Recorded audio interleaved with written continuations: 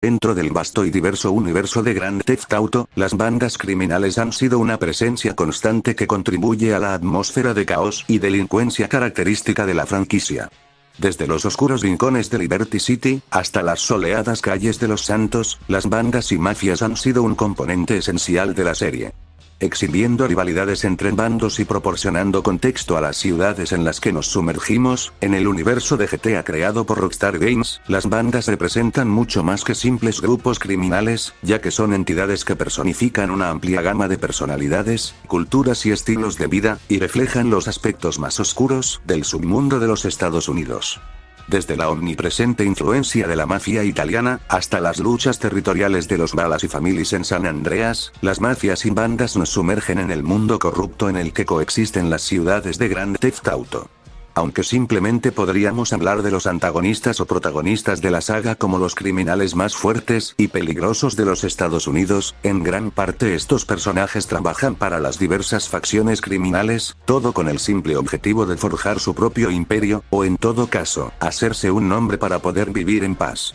Es por esto que, en el video del día de hoy, formando una parte esencial de las tramas de los protagonistas, tendremos un análisis opinión de para mí, las 5 organizaciones criminales más influyentes en esta serie, pero no simplemente por factores como la nostalgia o carisma en el juego, sino que nos guiaremos a través de cuestiones como el nivel de dimensión, sus alianzas, su nivel de control con la policía, sus territorios, y su influencia continua para el universo GTA.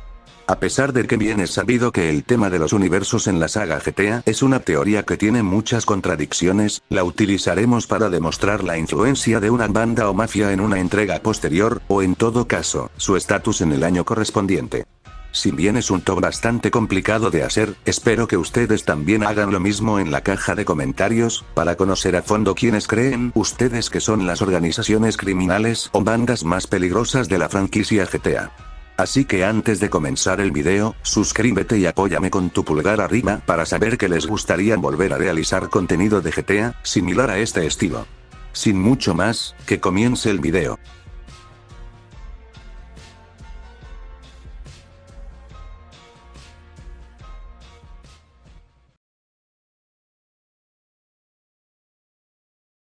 Número 5, las familias, o los Grove Street Families. Los Families son una de las pandillas más icónicas en la serie Grand Theft Auto, y tienen una presencia destacada tanto en GTA San Andreas como en GTA V.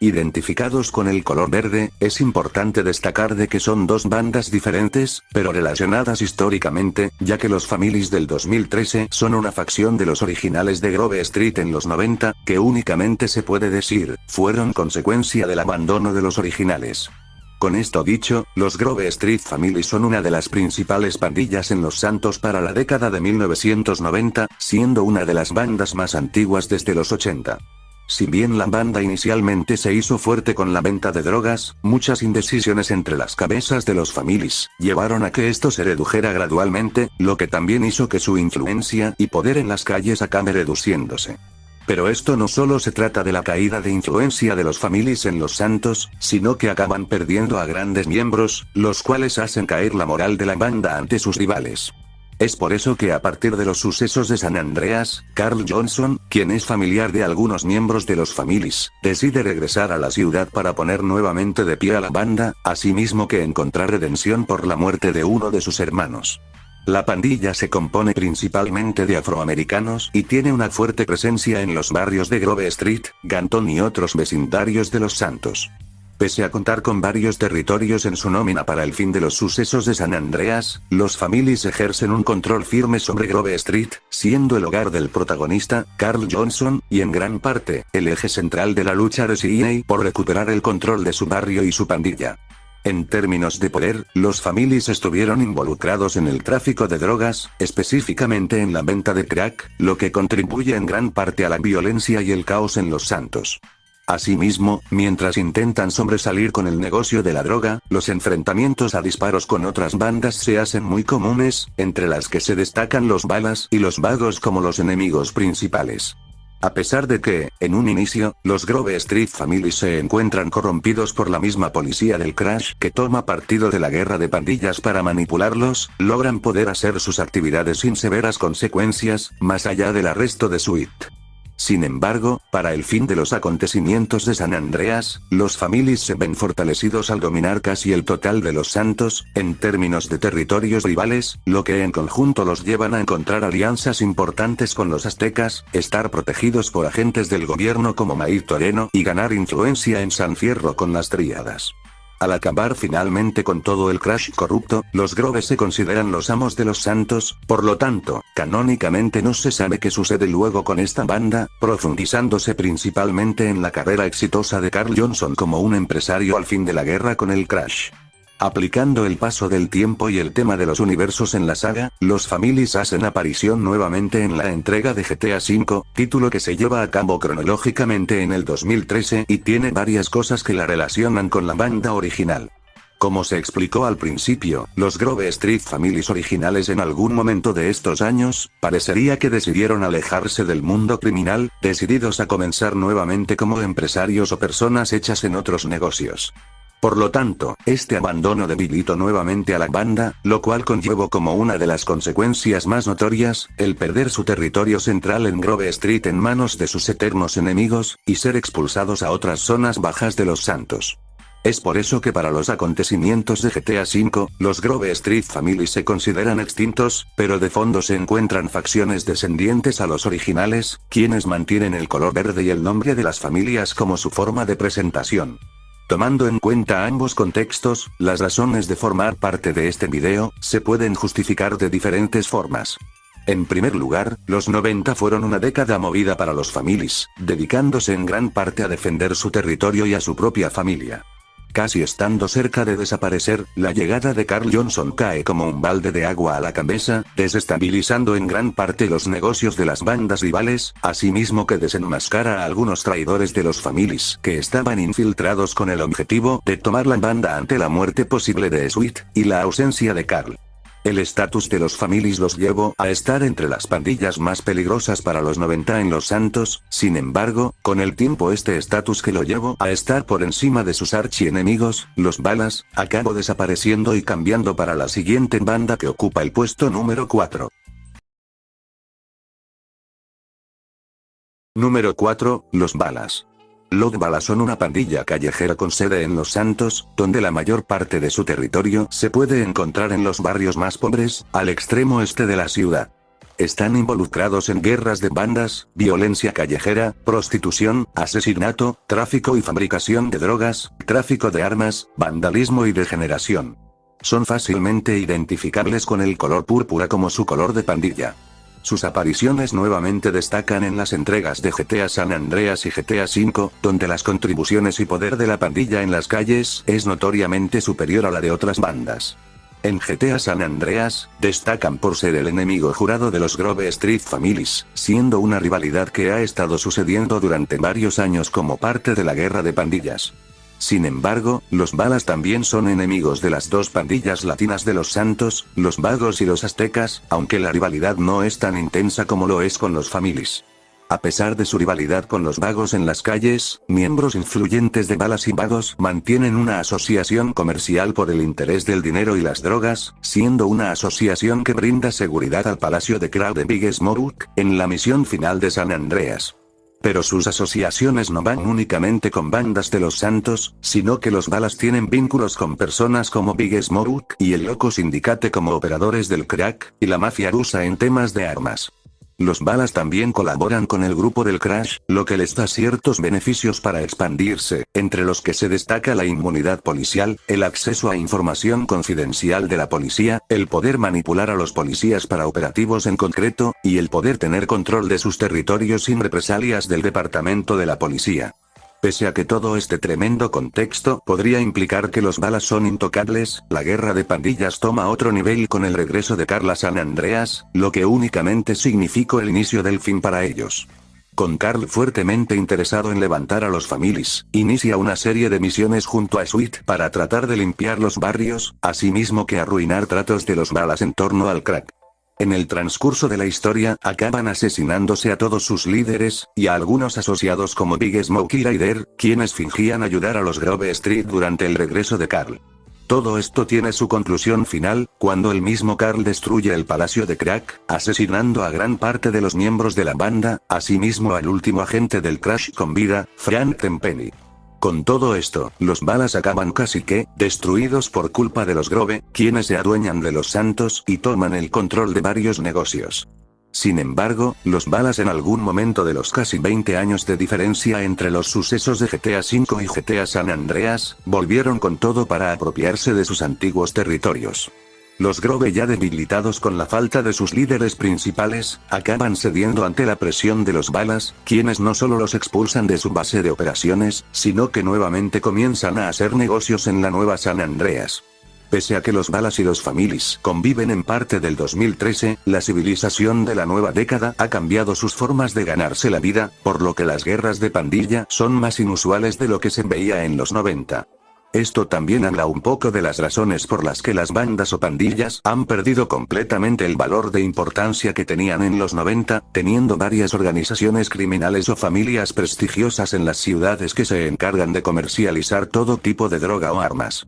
Es por eso que, tanto los Families como los Balas, si bien son bandas que gozaron de cierto control y poder en la ciudad de Los Santos durante los 90, para los 2000 estas pandillas ya no representan un problema criminatorio importante, siendo hasta cierto punto controlados por la policía, quien hasta se decanta por hacer documentales de ellos para simple entretenimiento. La decisión de poner a los Balas por encima de los Families, es una simple obviedad de que, aunque los Grove dominaron completamente los territorios de los Balas en los 90, radicalmente fueron una banda de momentos, la cual no se supo mantener con los años, llevándola a su degrades para el 2013. Los Balas históricamente se considerarán la banda más importante en la historia del distrito de Los Santos.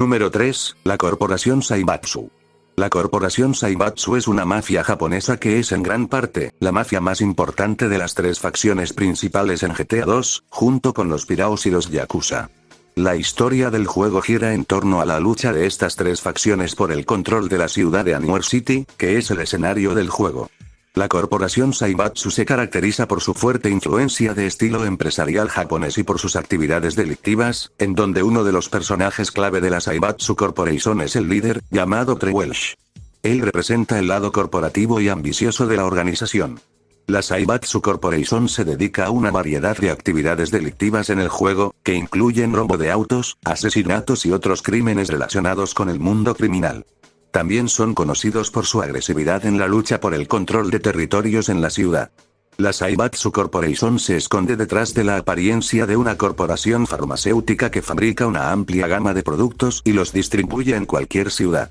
También tienen un sitio web, que los describe como la última gran corporación privada del mundo. Sin embargo, en realidad, son un poderoso conglomerado en el inframundo criminal de los Estados Unidos que dirige negocios legítimos e ilegales, y están más que dispuestos a eliminar a cualquiera que obstruya sus objetivos. Durante los eventos de GTA 2 en 1999, han ido tan lejos como para emplear a innumerables matones armados para luchar en una guerra masiva y sangrienta con las otras pandillas de Anywhere City en sus tres distritos principales. Si bien no se profundiza mucho en qué trabajan de fondo, su poder en Anywhere City es indiscutible, y nadie que les roba vive para contarlo, teniendo de ejemplo al propio Claude Speed, el cual para el 2013 es asesinado por lo menos en el filme de GTA 2, tras robarles un auto y pensar que saldría impune por ello. Se especula que esta mafia japonesa tenía intereses de fondo en realizar productos experimentales más allá de simples medicinas farmacéuticas. Es por eso que, pese a que su presencia en la saga sea simplemente en 2D, durante los sucesos de GTA 3 en la Liberty City del 2001, se crea Zaibatsu Pharmaceutic, en lo que parece, será una corporación farmacéutica real que fabricará una amplia gama de productos y los distribuirá en Liberty City.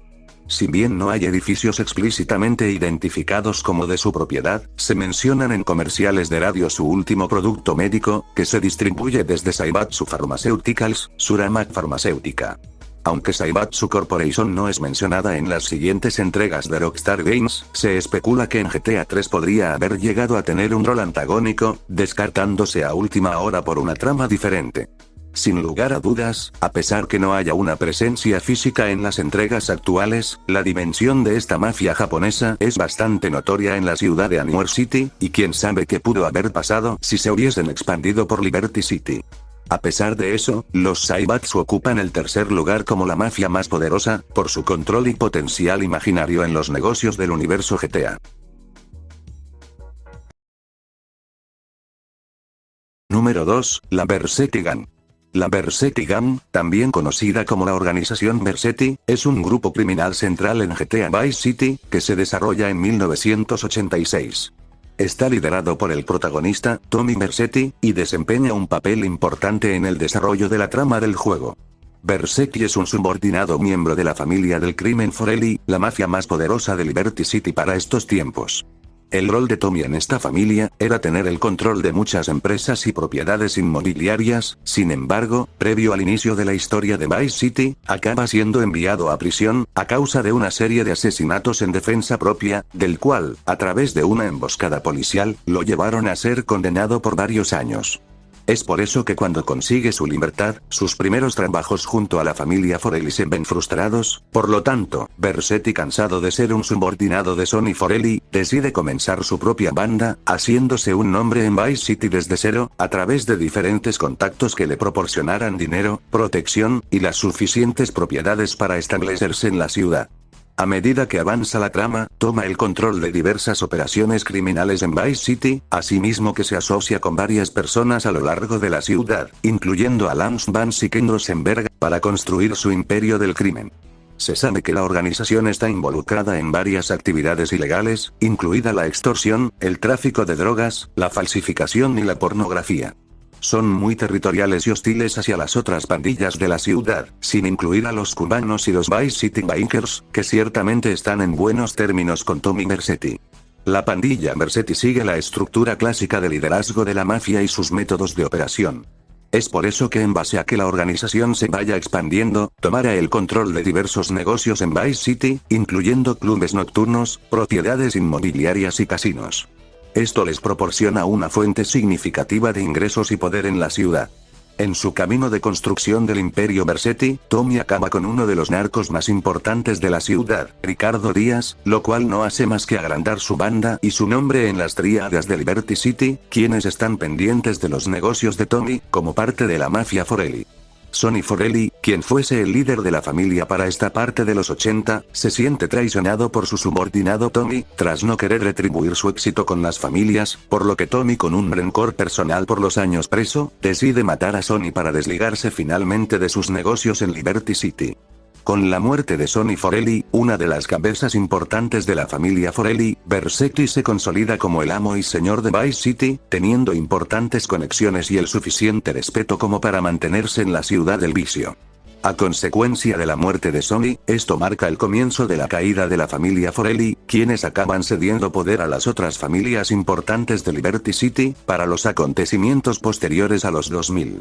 Por otra parte, se desconoce qué fue de la Vercetti Gang después de los 90, teniéndose registros únicamente que el abogado de la banda Vercetti, Ken Rosenberg, fue desvinculado a causa de su adicción a la droga, lo que simplemente no se explica en entregas posteriores que fue de esta banda que dominó un territorio difícil como lo era Vice City. Sin embargo, la especulación se abre en que en la futura entrega de GTA 6 que se llevará a cabo en Vice City, se muestre o referencie algo sobre qué sucedió con esta banda que controlaba los negocios ilegales de Vice City. De la mano de Tommy Vercetti, el cual se convierte en un líder fuerte y carismático que toma decisiones audaces y no duda en utilizar la violencia para alcanzar sus objetivos, su habilidad para construir y mantener su imperio demuestra su peligrosidad y potencial para manejar un negocio a futuro. Sin saber de qué será de Tommy Vercetti en la próxima entrada de la serie Grand Theft Auto, es posible decir que la Vercetti Gang es la segunda mafia más poderosa del universo GTA.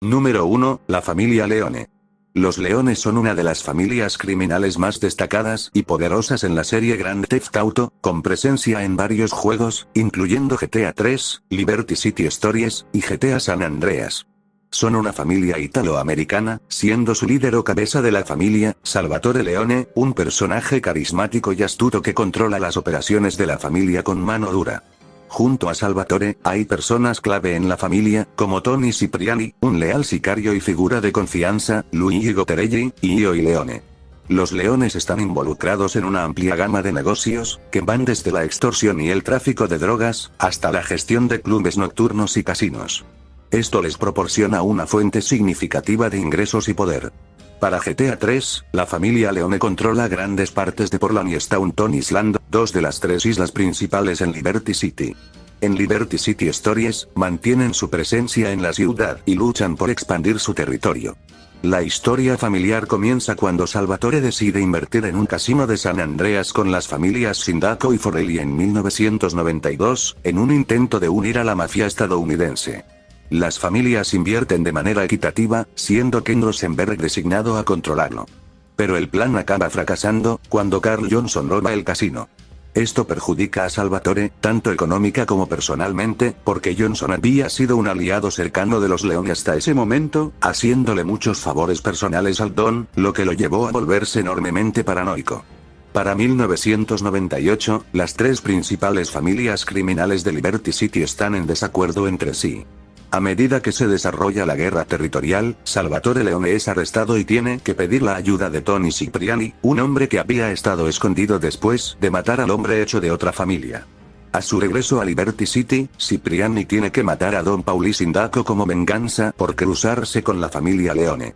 Finalmente, Salvatore es declarado inocente de sus crímenes y queda libre. Sin embargo, Don Leone aún no estaba fuera de peligro, ya que un miembro de la mafia siciliana llega a Liberty City con sus mafiosos italianos para invadir el territorio de la familia Leone, incluso atacando a Salvatore. Don Leone escapa y, con la ayuda de Cipriani, logra debilitar la influencia siciliana en Liberty City, dejando a la familia Leone como la última gran familia de la mafia en Liberty City. Tony Cipriani también le presentaría a Salvatore Leone, a Claude Speed, en donde Claude hace trabajos para los Leone, pero pronto pierde el favor del Don. Claude había intentado ganarse la confianza de Salvatore después de volar una fábrica para él. Sin embargo, la esposa de Salvatore, María, se enamora de Claude, lo que lo enfurece al ya paranoico Don Leone, quien luego intenta matarlo. Claude consigue escapar con la ayuda de la Yakuza, pero pagar a la Yakuza por su ayuda. Claude recibe la orden de asesinar a Don Salvatore Leone, lo termina haciendo, acabando su vida de un disparo. Es aquí como un Tony Cipriani madurando y ajustándose al nuevo Liberty City, se convierte entonces en Don de la familia Leone. A pesar de que la Yakuza había logrado acabar con el líder de la familia Leone, los mismos acabarían perdiendo posteriormente a sus líderes, Asuka y Kenji Kasen.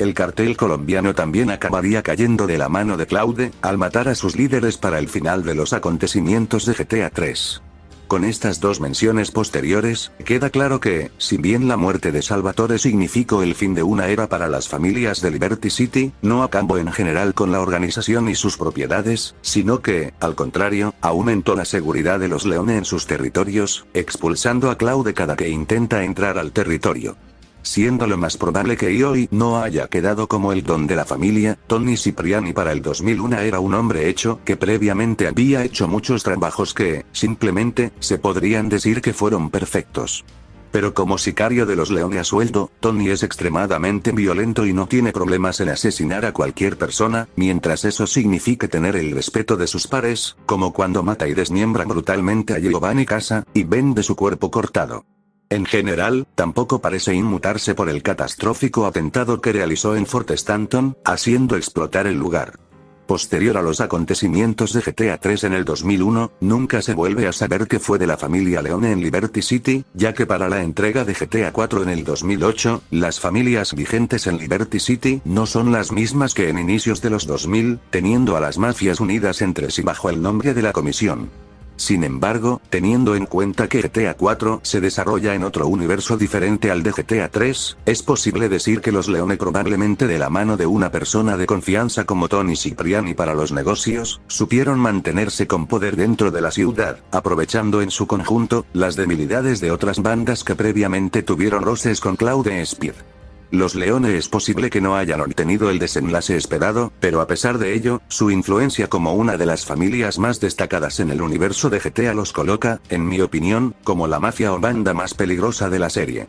cuentan con un sicario de la talla de Tony Cipriani, propiedades intactas y una organización criminal en segundo plano que respaldará el legado del Don Leone, incluso después de su fallecimiento, en la ciudad oscura de Liberty City. Es por eso que, para mí, la mafia o banda más peligrosa de Grand Theft Auto, son la familia Leone.